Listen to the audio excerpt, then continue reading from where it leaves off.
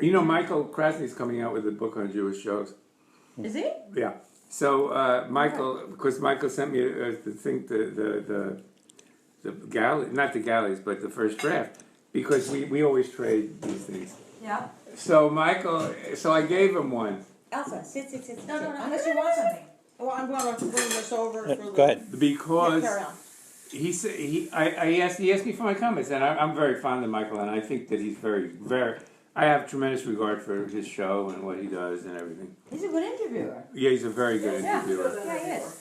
So I said, look, Michael, what I think, I actually don't think you emphasize enough the Jewish jokes are very often teaching stories. You think of them when you have a point to make, actually, that the joke makes. Yeah. And I don't think you you have enough. I said, I'll give you an example. This is one I tell patients very often. And it's one of the jokes about Morris and Becky. You know, with this The Morris and legendary, Becky jokes, yeah. the legendary Jewish couple that live in the little, room above the grocery store that they run.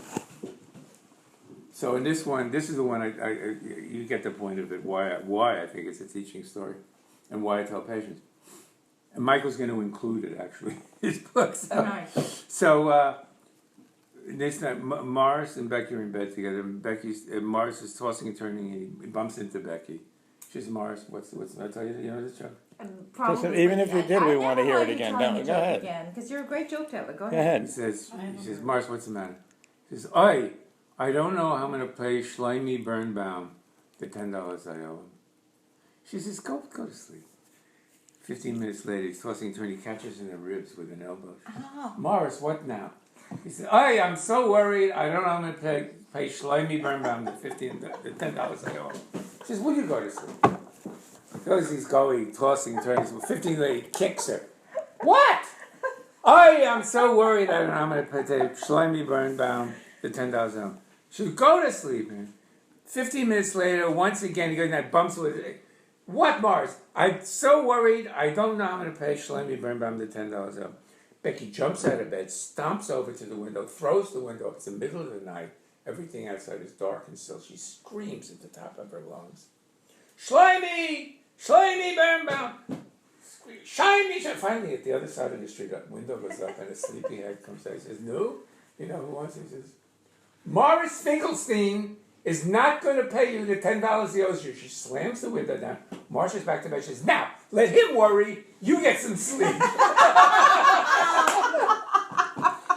Even though I've heard it several, tell her one about Morris is going to die, and and he reviews. His life. Oh, yeah. Because You were there. Yeah.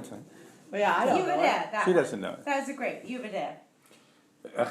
All right. That to us is the This greatest. is the one they love. Yeah. It's the same couple.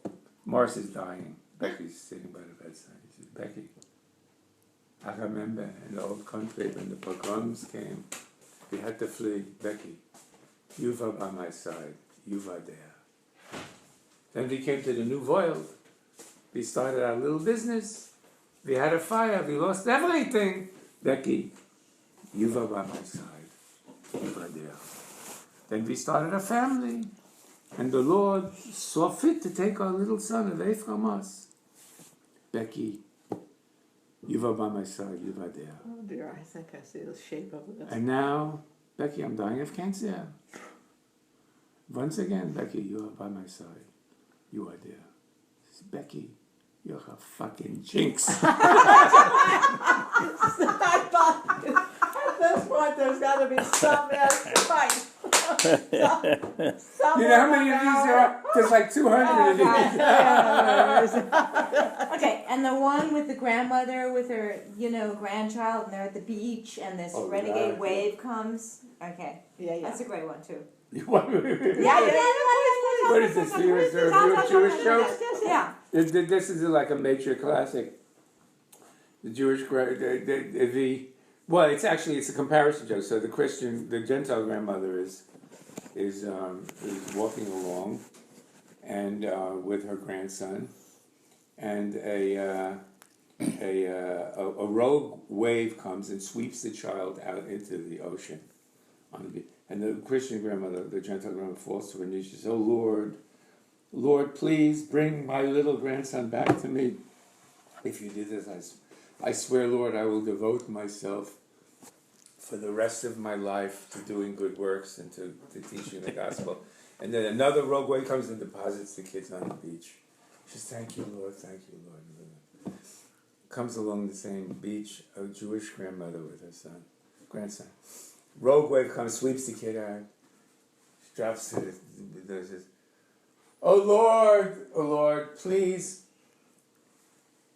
bring my little grandson back to me. He means everything to me. If you bring him back to me, I swear I'll devote myself to doing good works, to preaching the wisdom of the Lord. Rogue wave dumps the kid back on the shoes and says, there was a hat? That's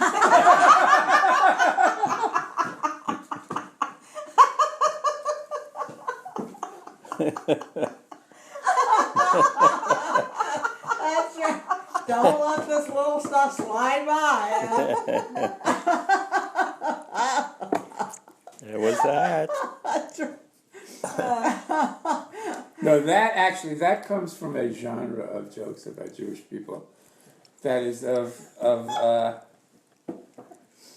probably the most famous of them is the rabbi walks into the temple and he sees a shaft of light coming down through the window and it's hitting the ark in just the right way.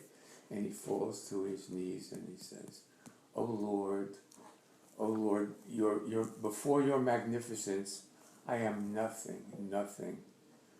A few minutes later, the president of the congregation walks into the temple and he sees the same shaft of light in the Torah and just the right angle. He falls to his knees beside the rabbi and says, Oh Lord, before your magnificence, I am nothing.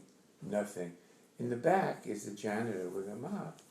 He's looking at the thing and he sees the Torah and he says, Oh Lord, before your magnificence, I am nothing. He falls to his knees and the president of the congregation turns to the rabbi and says, look who thinks he's nothing.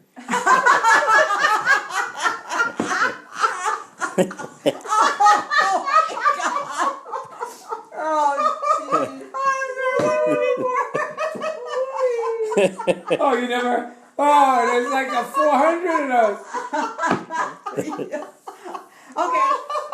Okay. Some more?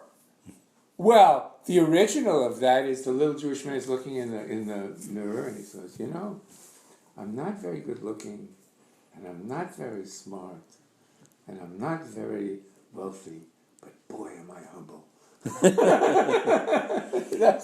What did you tell the one about the mother who ends up in the Himalayas? Tell that That's one. a classic. Yeah. Tell that No, one. that's you got to tell that because it's about you. I'm sorry, I can't. Because That's I about can't tell it Joshua. as well as you. Go ahead. No, come on. I can't tell a joke. Tell a joke.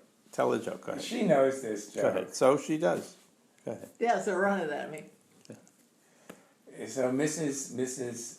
Feynman, well, friends are very poor. She sells all her possessions, but cashes her own money. She takes a plane to Kathmandu. Then she takes a train to the last stop in the Himalayas. Then she takes a mule trip for 5 days. She comes to the base of a mountain. She climbs the path up the mountain for 3 days. It's tremendously exhausting. And then there's a final leg of the journey is something where she's hauled up in a basket with a rope. And they explain to her that she has to wait. But she's allowed to speak to the guru when she's done, but she will only have 3 words. She has to frame her question into 3 words, and she's got a week because it's a week before the. So she spends the week and she's cogitating. And then it's time. She gets in the basket. They haul her up into the basket. She gets to the mouth of a cave. The guru is sitting there with his back to this opening of the cave in the Himalayas. Jewish, and then the guy says, "Okay, your wish is done." Sheldon, enough already.